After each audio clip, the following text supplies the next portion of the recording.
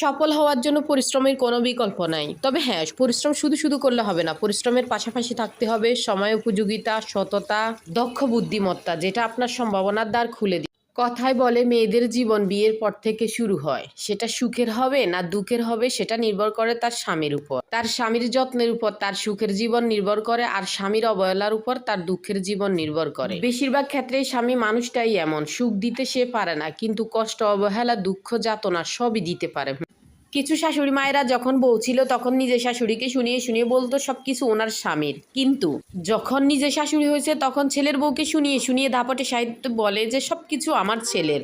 মাঝখান থেকে নিজের শাশুড়ি আর বেচারা ছেলের বউয়ের কিছুই রইল না। এটা কেমন বিচার আর হিসাব বলেন তো? একটা মেয়ের জীবন তখনই সুখের আর শান্তির হয় যখন তার জীবনে একটা বিশ্বাসযোগ্য, ভরসাযোগ্য স্বামী থাকে। স্বামীর ভালোবাসায় মোড়ানো সুখের ছোট্ট একটি সংসার থাকে। না থাকুক ধন দৌলত, কিন্তু বিশ্বাস, ভরসায়, ভালোবাসায় পরিপূর্ণ থাকে ওই ছোট্ট